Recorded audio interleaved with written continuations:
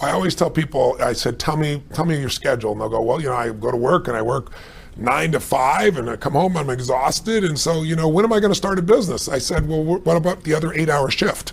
Because that's what I did, right? I had to be able to work from 8 to 5 in a normal job. And then I started working as a janitor because I worked my own hours in the middle of the night.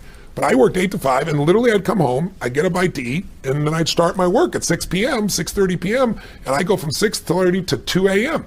And I'd get another 7-8 hours in. And that's how I built everything in the beginning. That's honestly what's required. And to not do that is to cheat yourself. Because in the end, what we get will never make us happy. I don't care how many stars on your chart, how many Academy Awards, how much money you make. What makes us happy is progress. Progress equals happiness. If you're not growing, you're dying inside. Getting things is not going to make you happy. That's good news in a tough economy. It's a good reminder. It doesn't matter what you get. Doesn't matter whether it be money or opportunity. All those things might excite you for the moment. Even a relationship, as magnificent it may be, might be exciting for a while. But if you don't keep growing, that relationship isn't going to stay exciting. So the secret to real happiness is progress. Progress equals happiness. And if we can make progress on a regular basis, we feel alive. And that's why at the beginning of the year, we get this thing like, okay, I can have this fresh start. I could really do what my soul desires. I could expand. I could grow. I could improve. I could change. Or maybe better than change, I could progress.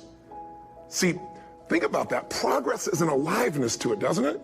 You don't have to work at changing. People say all the time now, well, I'm working on changing. Don't worry about it. You don't have to work on changing. Change is automatic. Your body's going to change whether you want it or not as the years go by. And no matter how hard you work, there's going to be some changes going on there. The economy is going to change no matter what you want it to do. The weather is going to change. Relationships are going to change.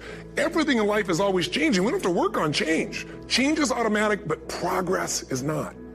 So if you want to make real progress, then you really got to look at your life in a different way. You got to say, I got to take control of this process and not just hope it's going to work out like people do who make a resolution. Because really, isn't that what they're really doing at the beginning of the year? They're saying, well, here's my resolutions for the year, and they really basically tell you their wishes. It's their wish list. It's what they hope it all comes together. And then they call it a resolution, but they don't know what a resolution is. When you resolve something, to have a resolution is to resolve it. When you've resolved, this is how it's going to be. That's when you cut off any possibility except the thing you've committed to. It's like the old adage, if you want to take the island, you burn the boats. Because when you burn those boats, there's no going back. You're going to find a way to make things work. And most people, they're stating what they hope will come together. And if it doesn't happen, then they're disappointed, but they're not too disappointed because they're not too vested. What does it take to successfully create a lasting change in your life? To not only have a New Year's resolution you follow through on, but really have a lasting change? Well, the first step for lasting change is very much like making a New Year's resolution. Fundamentally, it's the same. The first step is you got to have a vision for what it is you really, truly want. Not what you think you want or what you should have. I mean, what are most people's New Year's resolutions? I'm going to stop eating sugar. I'm going to stop smoking. I'm going to lose 10 pounds. The problem with that is it's not very inspiring for most people. It's not telling you what you're going to get. It's only what you're not going to do. And it's kind of hard to have you move forward with that. A vision is about what you're here to create. A vision that really works is one that excites you. If you say, well, my resolution, my goal, my outcome for this month, this week, this year is to lose X number of pounds, that's okay, but it's not very compelling. It has to be a compelling vision. It's got to have something that has the power to pull you, not something you have to push yourself to do. Those are two different kinds of motivation. Push requires willpower, and willpower never lasts. What will last is pull. Having something so exciting, so attractive, something you desire so much that you have a hard time going to sleep at night and you get so up early in the morning to rock it and take it to the next level. That's what you're looking to create. And that isn't easy to get. But one of the reasons we do seminars and events and we say, why do that? Why not just read a book or something? Is because when you get in an environment where you're with people that are being put in a peak state, like when you're going to a sporting event, if you watch a sporting event at home, it might have a certain level of excitement. But when you're in a stadium with 50,000 people, suddenly it has a whole different level of intensity. And we feel that. And the bottom line of our follow-through comes down to our emotional intensity. In a different state of mind, you're going to come up with a much better and a more exciting vision than if you're sitting on the couch going, okay, what are my new resolutions for this year? And you're doing it the morning after the new year has started and you're a little inebriated and the football game's on in the background probably not going to have the power of focus there, probably not going to have the power of the energy to create something that's going to pull you for this year. And you got to do that. So it's got to be a vision that's compelling, something that you know it's going to be a gift to make sure that it happens. And also, along with that compelling vision, you got to have strong enough reasons that you're going to follow through when the going gets tough. That's one of the biggest things missing for most people. They say, this is what I want to do. It's not very exciting. It's not very compelling. But most importantly, they don't have strong enough reasons to push themselves through what's going to be necessary to get that dream, to get that goal when the inevitable challenges come up, when you're starving, hungry, and you're trying to go on a diet, right? When you got no time and you're stressed out and you haven't worked out still, and that's what you're supposed to do. When the economy gets tight and what you thought you're going to do doesn't work, and so you give up on the goal instead of finding another way to get there. You don't let the fear take you over if you've got strong enough reasons. Those reasons can be positive, or those reasons can also be negative. They can be, if I don't do this, this is going to cost me. And if I do this, this is what I'm going to gain in my life. Reasons come first, answers come second. If you get a compelling vision and you got strong enough reasons that will push you through the tough times, you're going to do things other people don't do. Instead of collapsing, even if you get off target, you won't go, oh, I blew it. You'll get right back on target, make the change, make things happen. And I know you've done this in many areas of your life. Just think about it again. I'm not teaching you something really new here today. I just want to remind you of what your soul knows. You got to change, you got to improve, and you got to go through a simple process fundamentally to make that progress. First step, vision that's compelling. Second step, make sure that there's strong enough reasons to follow through. Third step, you got to review it and feel it every day. I mean, anything. Have you ever had this happen in your life? Has there been anything in your life that you've ever wanted so badly? You were so desirous of it. You had such a hunger for it that you couldn't stop thinking about it. Could have been a career move, could have been when you were a kid, a car, it could have been a relationship, it could have been anything, but you were obsessed. You wanted to make this happen. You wanted to attract this to your life. You just wanted something. And you didn't even know how to get it. But it was so compelling to you. You kept thinking about it every day, envisioning it, imagining it, feeling it. And then stuff happened. And suddenly you started to attract people or situations to your life, and it just came together. Like, you didn't even have a total plan. It was just that it was so a part of your focus with so much intensity and emotion so often that it sensitized you to notice anything that could get you there. There's a part of your brain called the reticular activating system. For short, we call it the RAS. That part of your brain determines what you notice in the world. And it's really important because when you set a goal, when you get really clear on a vision, and there's strong enough reasons, and you review it enough, and it becomes a part of you, that part of your brain says, anything that relates to this, I need to notice. It's like, did you ever buy a certain kind of car or maybe a certain outfit, and suddenly you see that car everywhere, or those outfits everywhere? Well, you know, the cars were always around, but why do you see it now? Because your RAS knows this is important. This is part of my world now. Similarly, when you really get clear and it's compelling and you're reviewing it every day, you've got strong reasons, and you're reviewing it every day and you're feeling it, the brain becomes incredibly acute at noticing anything to get you to move forward. And so that's the power of this. So, you know, what do people do with a New Year's resolution? They come up with something they kind of want. It's not a compelling vision. They don't really have strong enough reasons, and they never review it again until they notice that they broke what they said they really want to have make happen, because they didn't really resolve. If you resolve, you got the vision, it's compelling, you review it daily, and you feel it, you envision it, and you experience it. Simple as it sounds. Now, ultimately, what is this really about? Ultimately, if you're going to have lasting change in anything, you're really talking about just raising your standards. I mean, I always tell people, if you want to know how to change your life, I give it to you in 3 words, boring as it sounds: raise your standards. And what does that mean? Corny as it sounds. Raise your standards. Oh, thank you for the breakthrough thought, Tony. I'm glad I wasted my time watching this little email with you. But think about it. Lasting change is different than a goal. You don't always get your goals, but you always get your standards. Maybe it would help you is to think about it this way. I try to explain standards to people with a different set of words. Think of it as everybody in life gets their musts. They don't get their shoulds. Like, think about it.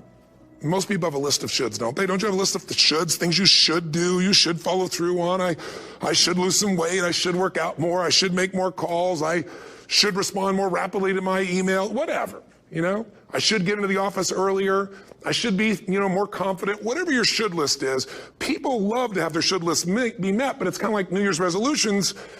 If it does, it's really exciting, but if it doesn't, which is most of the time, it's a little disappointing, but you kind of know it's not going to happen.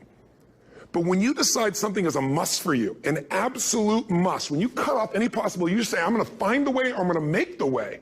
Human beings, when they resolve things, when they make a real resolution inside themselves, which is they raise the standard and they make it a must, they find the way. Think about it in your own life. Haven't you had some area of your life where you raised your standard and your life has never been the same?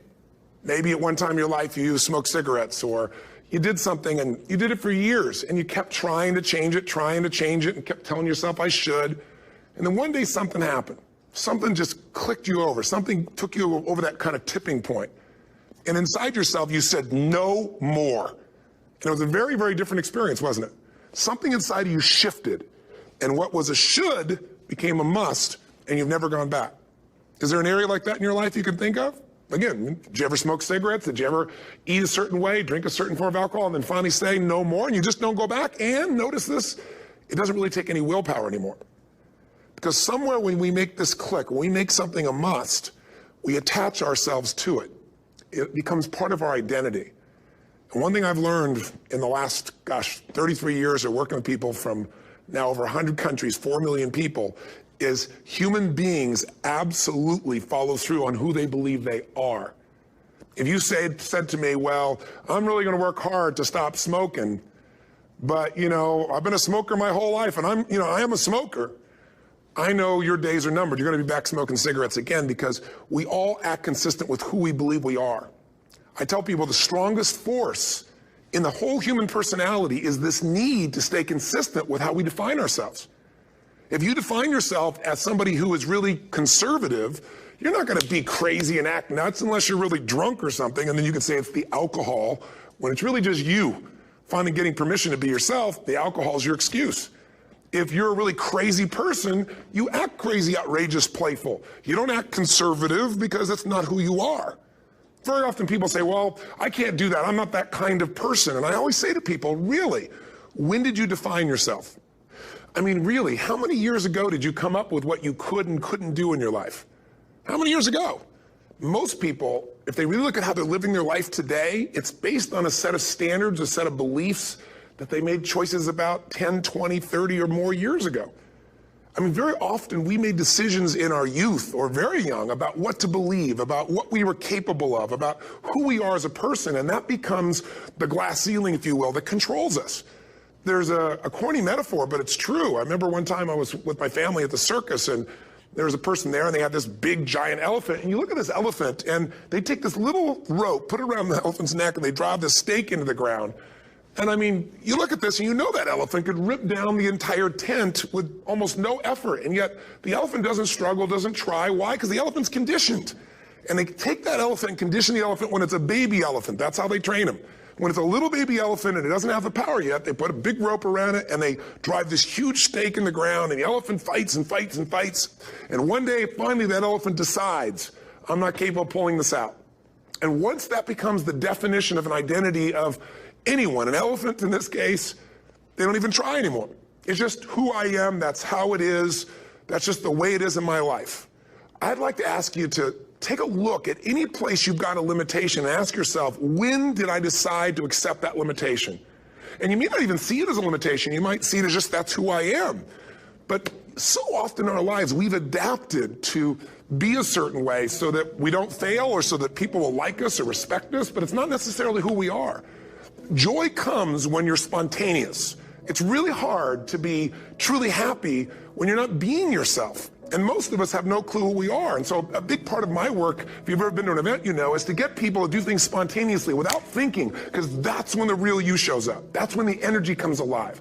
And when you do that, when you start to connect to your true nature, suddenly there's energy available for you to set a higher standard for what you want in your life.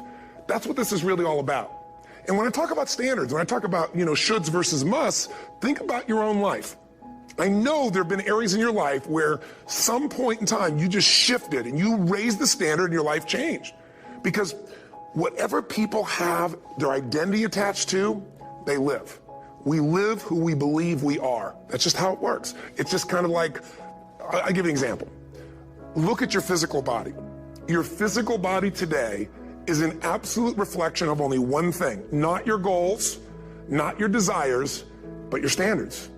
The identity you have for yourself. If your standard is you're an athlete, then there's a certain amount of strength, a muscle tone, and energy that's available in your body on a regular basis because that's who you are. And so you do whatever's necessary to maintain that identity. Again, the strongest force in the human personality is this need to stay consistent with how we define ourselves. Because if you don't know who you are, you wouldn't know how to act. Once you lock in on that identity, your brain finds a way to keep you there. If you say, man, I'm overweight, I've always been overweight, I'm big boned, and that's the story you got, then you're gonna always find a way to get back there. That's your settling point. That's your identity. That's where things lock in. If you see somebody who's in really great shape, you ask them, do you work out? You know the answer. Yes, how often? And they'll tell you 3 times, 4 times, 5 times a week, whatever. In a seminar, I'll ask people, who here works out at least 5 days a week? And I'm stand up.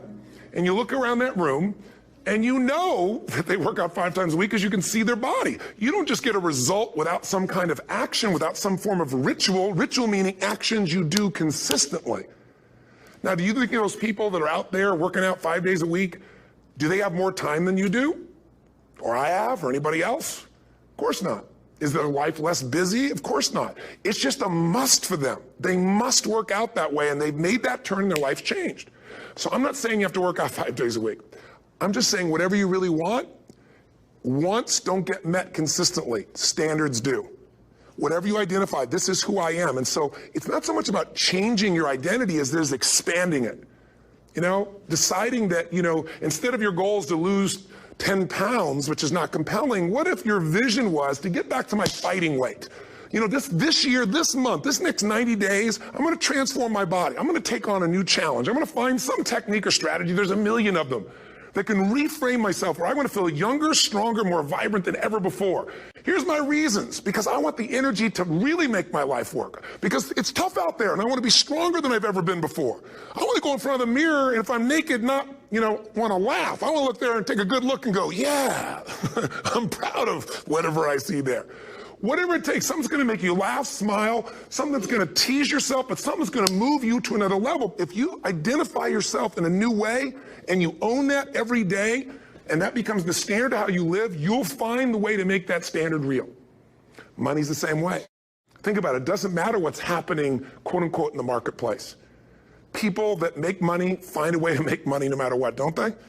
I mean, most people's standard is to pay their bills. So that's what most people find a way to do, even when economic times get tough. Most people, if that's their absolute standard, they find a way. Some people's standard is pay their bills most of the time. And so most of the time they do. Some people's standard is not just to pay their bills, but to take care of their family and maybe even some of their friends. And they find a way. In fact, some people may be in a family where they don't have enough money. They barely have money to pay their bills. They work their guts out. And then somebody, their mother, their father, somebody else, their sister gets ill, and there's not enough money to take care of it. Nobody else has money in the family. They don't either, but they find a way to get that money to take care of their mother or father, don't they? And pay their bills. They never could do it before. Why? The situation made them raise their own standard. And not everybody does that. Somebody else in the family might have money and still not take care of their mother. It all comes down to the inner game, my friends. Changing your life is a change in the inner game. The outside world you can't control, but you have absolute control over this one if you learn the dynamics of what shapes you. And identity is one of those simple, clear, fundamental basics that if you start to shift it, everything else will shift in your life as well. Some people, by the way, have to have more than enough money to do what they want, when they want, where they want, with whomever they want, contribute the way they want. And if that's their must, they find a way. I know that sounds overly simplistic, but it's true. Somebody once said you could take all the money in the world out of the hands of everybody, out of all the wealthy people in the world who are really successful, give it to other people. It wouldn't take too long. Those people would have it back in their hands. It's not because they're manipulative. It's because they have a standard. Some are manipulative, don't get me wrong, but they got a standard of what they're going to find a way to make happen. I'm just simply saying to you, take those 3 magic words and live them. Raise your standard. And if you really want to do it, then I'll tell you the most important secret. Have you ever done this? Have you ever told yourself you're raising your standard? Okay, I'm going to go make this happen. I'm going to go make this much money. I'm going to transform my kids. I'm going to create the ultimate relationship in my life. I'm going to transform my body, whatever it is. And then you don't have strong enough reasons and you don't use it. You don't follow through. It's because you didn't back up your standards with what makes those standards real, and that's rituals. Rituals are where the power is. Whenever we do our Robbins results coaching, and we say Robbins equals results, the way we get results with people, it's the same way if you listen to my Ultimate Edge program, or back in the old days, Personal Power, or if you went to one of my seminars. You know what I do is I take these huge challenges you got and we break them down into little bite-sized steps. Little things you do each day that after you do them, you get so much momentum that it's easy to succeed. You're not overwhelmed. You have these victory day after day after day on little things. If you went to Ultimate Edge, I'm sure you learned about the hour of power, or the 15 minutes to be able to be fulfilled, or 30 minutes to thrive, where you literally just condition your body and emotion with a couple little rituals. So it doesn't matter what's going on in your world. You feel that strength, and it's not fake. It's not some pump up. It's coming from inside you, and it works. Rituals define us. See, all the results in your life are coming from your rituals. They start with a standard and then have rituals that follow it up. Like, for example, if you are where you want to be physically, you have very different rituals than if you're not where you want to be physically. If you're overweight, you and I both know you got a different ritual than if you're physically fit. Completely different. You get up in the morning, what's the first thing you do if you're fit? Your shoes are there, you roll over, doesn't matter how you feel, you put on your shoes, you lace them, you start walking, or whatever that ritual is. If you're overweight, you roll over and you have a very different ritual. You might roll over several times to turn the alarm clock off. You go in and get your mocha, smocha, whatever, special coffee. You stop by at Starbucks, whatever the case may be. You have your nice sugar muffin. It's supposed to be really nice for you. Whatever you do, it's a different ritual. If you have a great, passionate relationship, you have very different rituals in how you come home than if you have a lousy relationship. When you come home and the first thing you do is you're tweeting somebody, or you're emailing, or flipping on the news, or you don't even come home. What are the rituals? Whenever I study people that are successful, what I look for is what's the standard they hold themselves to? And then what are all those little rituals that add up? Because think about it. Success and failure are not giant events. They don't just show up. You don't just suddenly become successful or suddenly have this cataclysmic event that makes you fail. It may look that way, but failure comes from all the little things. It's failure to make the call. It's failure to check the books. It's failure to say, I'm sorry. It's failure to push yourself to do things physically that you don't want to do. And all those little failures day after day come together until one day some cataclysmic event happens and you blame that. That event happened because you missed all the little stuff. Do you agree with me? And success, by the way, is not some overnight event. It's all these little things. Success is having a vision. Success is making it compelling. Success is really seeing it and feeling it every day with strong enough reasons. Success is feeling the sense that I'm here to grow and I'm here to give something to the world more than just myself. Success is caring about other people. Success is calling and saying, I love you in the middle of the day for no damn reason. Or sending a note. That'll change your relationship. Have a ritual of something funny, playful, or a surprise you do. How many relationships are dead today because they have no surprise rituals anymore? You need to have some rituals, some cool things you do that nobody else does that gives you a better life than anybody else has. All the little stuff. That's where success comes from. In business, it comes from delivering more than anybody could imagine. All those little things add up. People go, wow, that's who I want to do business with. It's true in any area of your life. So if you look at somebody who's really successful and you think, wow, they're so amazing, they're such a genius, you got to dig underneath and you got to remember something. People are rewarded in public for what they've practiced for years in private. Myself and my business people say, how do you get up and speak? And you have no notes and you go for 3 days and nights and the room is like, everybody's wired and it's incredible. It's like a rock concert. How do you do that? How do you have that confidence? Oh, it's not confidence, it's experience now. But I did so much behind the scenes and I still do to make things right. How many people would know that since the time I was 17 years old, before I walk out on stage, still do to this day, wouldn't need to do it, but I still do it, I never walk out there without being in an absolute peak state of mind. There are days my back is hurting, my throat is hurting, or I may have had a challenge, or my father passed away, and I've still got to deliver for these people because my standard is give my all every time. Every event has to be better. Talk to anybody who's been to our events for 5, 10 years, some of our trainers, and I'll say, I don't know how he does it. He always finds a way to make it better. That's not an ego thing. That's a standard in me. I have to find the way. And my ritual, though, is I prepare, I think, I gather new information, I figure out how to put something across better. What do people need? I spend time with our customers. I see what's going on. And before I get on stage each time, I have this little ritual to put myself in a state of mind. And I did it starting like 17 years old. I started doing it. I'd say, I now command my subconscious mind. And I say this out loud several times, this little phrase, set of phrases, as an incantation to kind of condition my mind and body. And I'd say, I now command my subconscious mind to direct me in helping as many people as possible today by giving me the strength and the emotion and the humor and the brevity, whatever it takes to show this person and help this person change their life now. And I started that with a person when I worked with people one-on-one, and I would do that for 45 minutes driving in my Volkswagen to go serve and coach somebody for the first time. Now I don't say that person, I say these people, and I can go out in a room of 10,000 people and deliver for 50 hours, and I do it every time I come back on stage. It's a ritual to go into peak state. Peak states don't just show up, they don't interrupt you. Great ideas don't interrupt you, you gotta pursue them. I talked to Michael Jordan, I'll never forget, at the peak of his career, and got to watch his final game, saw him backstage and spent some time with him, and it was a pretty exciting time. He was the greatest basketball player I think that ever lived and has ever lived. And I asked him, I said, what sets you apart, Michael? What is it? And is it God-given talent, ability, skill? What is it? And he said, Tony, he said, I can shoot you straight. It's not, me trying to act humble. He goes, I have a lot of talent, a lot of God-given talent, a lot of skill. I've worked really hard. But he said, really, it's my standards. He said, every day I demand more from myself than anybody else could humanly expect. I'm not competing with somebody else. I'm competing with what I'm capable of. Magic formula. Because most of us lower our standards. Why? Because who you spend time with, my friends, is who you become. One of the biggest reasons I started going to seminars when I was like 17 is I had nobody around me as a great role model. I could read about somebody, but being around people, being in that environment was very different. Finding a way to go to work with someone who lived that standard of life was very different. You get around people with low standards and you compete with it.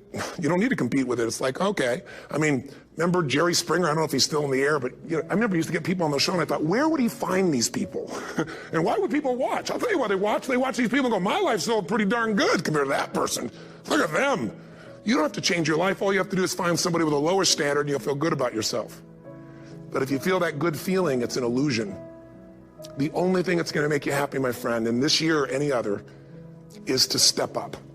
It's to raise the standard. It's to discover what you're capable of and feel that incredible power of pushing through whatever's holding you back and get to the other side of more of your true self. That's what this game's all about.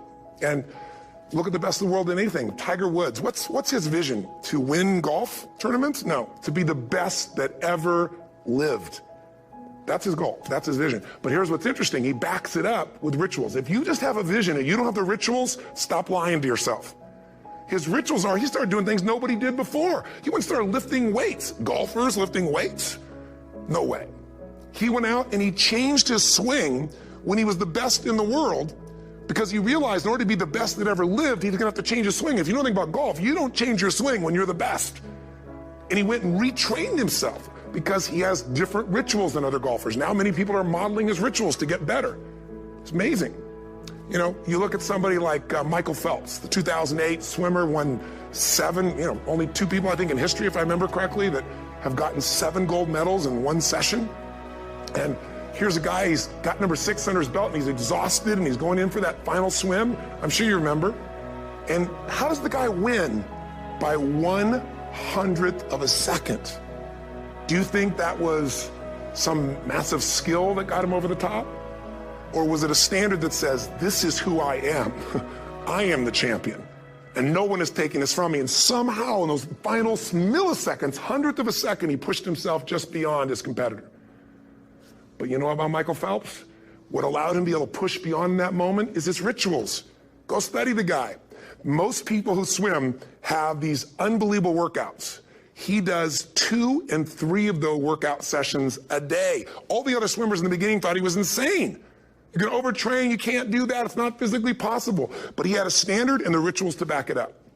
So here's my final message to you, because I've gotten carried away. I thought I was going to send you like a 5-minute message, but as you can see, there's no script here. It's just me going a little crazy with you, but I want to really see you get what you want this year. Don't let this year be like last. And if last year was great, still don't let it be that way. Raise the standard. If your life is perfect and extraordinary, you darn well know you're not going to be happy unless you keep making it better. That's what makes us feel alive. It's not what we get that makes us happy. It's who we become and what we're able to give because we become more. That sense of contribution is what creates the deepest meaning. So here's my assignment for you if you want one.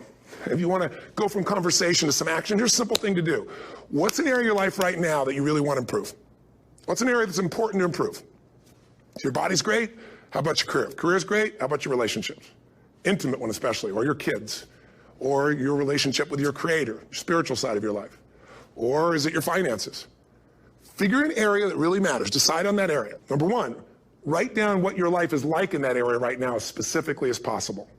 So you might say, well, I'm 13.5 pounds overweight, whatever the weight is, whatever the situation is, or my body fat's like this, or I wake up exhausted in the morning, and you write the truth of where you are right now. So you're real clear. Or I'm not in a relationship. I say I want a relationship, but I'm not in one, and I don't seem to find them. All the good ones seem to be gone is my belief. And I really do want one, but I don't have it. Whatever your definition. Or I'm in a relationship, and God, I wish I wasn't in a relationship. I'm planning my escape. Wherever you are. Or I have a wonderful relationship. We love each other, but there just isn't enough passion. Just write the truth of where you are. The area you want to change, but write how it is.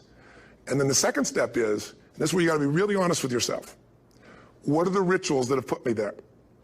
Because whatever results you're getting, even if you don't like the results, there's some rituals that are keeping you in that place. There's some rituals of what you eat or don't eat, how you move or don't move, how you sleep or don't sleep. There's some rituals in the lack of variety or spice or energy or focus in an area. There's something you're doing, and it's usually not one thing, it's a bunch of little things that you kind of do consistently whenever you think about getting in a relationship, whenever you think about working out, whenever you think about money. You get yourself in a state of overwhelm. You start thinking about all the things you can't control. Just write down all the rituals you have, and then here's the third step. What do you want? What's your vision? And be really specific. I want to be my fighting weight. I want to be the strongest I've ever felt. I'm going to turn whatever it is, be specific. And then, last step number 4, what are the rituals that'll get you there? What would you need to do differently each morning if you're going to be that kind of energy, that kind of strength? How often would you work out? What days would you work out? What time? A ritual is something you do consistently, usually at a specific time, so it becomes automatic. Let me tell you something. Willpower doesn't last, but rituals can last a lifetime. I bet you have some rituals in your life right now you've been doing for years, even though some of them don't serve you. I'm just saying, wake yourself up. If you want a new year and a new life, you don't need to start on January 1st. Start today. Start with this little video. And just begin to see what happens and see how easy it is to just do a few little rituals. Don't do them all, just do 2 or 3 new things. And you know what happens? You'll get momentum.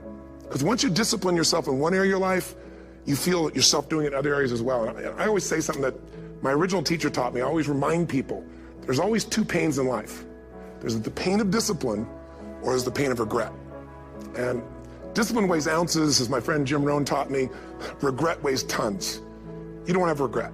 So right now, what do you want to change? What's it really like? What are the rituals that got you there? That'll take a little homework. If you're not sure, ask the people around you. They'll tell you what your rituals are. What do I really want in depth? What are the rituals that'll get me there? And then get yourself to start a few of those actions and lock them in place. If I can help you in any way, we're here as a company to support you. Come have an event with us. Come to Unleash the Power Within or Mastery University, or get a coach. You can get a free coaching session if you call our company and click on something on this. Will probably have something on it, or get a product. Or don't do anything with us, but do something with somebody, starting with you. If you make the changes in yourself, you're going to be proud this year, and no amount of money or accolades from other people can mirror the feeling of being proud of knowing you've taken back control of your life, or you've taken a great life to another level. Because once you do that, you have something you can give other people, whether it be your kids or your friends or your family, and ultimately that's what life's about.